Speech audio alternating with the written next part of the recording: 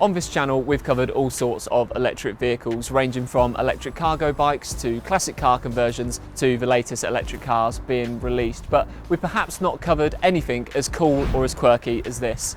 This is the Carver. It's a fully electric, free-wheeled car that's been designed specifically for the city. So we've travelled down to Kensington today to see what it's really like and to see if it could be the future of urban mobility.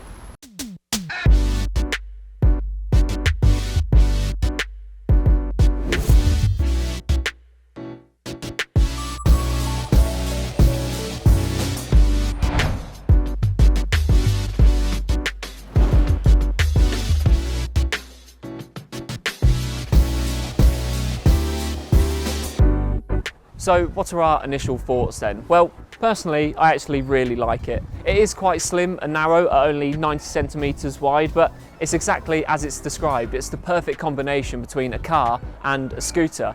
And I actually don't think it's a bad looking car either. I mean, you'd be forgiven for thinking that a free-wheeled electric car could be quite silly and daft looking, but I actually think it looks really smart, and I especially like it in this grey. I think it's really, really cool. Now, this is a fully electric vehicle, so we need to discuss the important bits like range and charging. And this Carver has a range of about 60 miles, which doesn't sound a lot, but when you consider that the average car journey in London is roughly 2 miles, then it's more than enough. And you can actually charge it pretty cheaply as well, because from 0 to 100%, it costs less than £1 to charge, which makes this car really, really cost effective. Now, in terms of price, the Carver starts from £10,000 plus VAT, and even though the sportier versions and even the cargo version, which can carry up to 500 kilograms, are a little bit more expensive, they still remain a cheap and affordable option for those that live in the city and want to make the switch to an electric vehicle. But it's okay for it to look cool and for it to be cheap, but how does it drive? It's time to find out. 1 minute. There we go. Right, let's go. Yeah.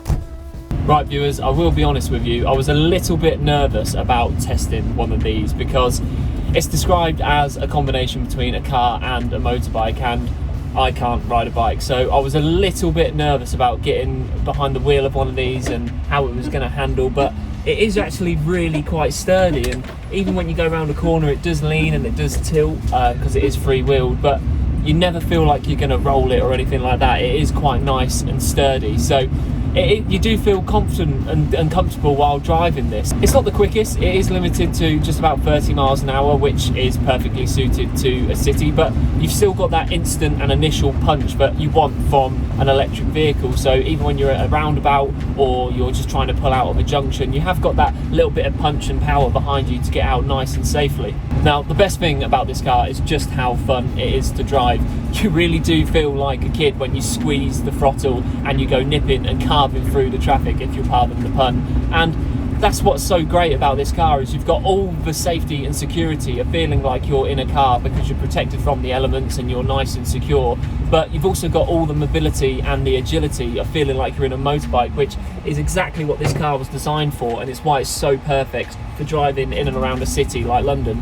Now, I've just pulled over quickly to talk to you about the inside of this car, because with it being a cross between a car and a motorbike, you'd probably expect the inside to be a bit bare and a bit basic, but to be honest, it couldn't be further from the truth. You've got absolutely everything you'd want to find on the inside of any other car. You've got windscreen wipers, your indicators, it's got Bluetooth, and you can even link up your Spotify to it if you wanted. So you've got absolutely everything you'd need. And even with it being quite a slim and narrow car, like we said, it's only 90 centimetres wide, you do have quite a lot of space, and that's in the front and in the back, which I'll just show you, because if I get out and slide this seat forward, and whilst it is a bit of a squeeze to get into the back, once you're in and you slide this seat back, you have got a fair amount of headroom and a decent amount of legroom too. So even if someone my size, you are quite comfortable in the back of this car. When I first heard about the Carver, I wasn't too sure how I would feel about it, but having travelled down today and seen it up close and personal in the flesh, I've got to be honest, it's absolutely blown me away. It's really fun to drive, it's practical, and it's perfectly suited to city life. Even though they are slightly unusual, the world is moving to a place where electric vehicles of all different shapes and sizes are being acknowledged and being accepted. And so it probably won't be too long before we start seeing more vehicles like this on the streets of London and around other cities in the UK. That's all for this video. If you liked it, then please do drop us a like and remember to subscribe as well. And also head over to our channel to check out more electric car reviews. For daily news coverage, features and much more, you can also head over to evpowered.co.uk. Thanks once again for watching, and we'll see you on the next video.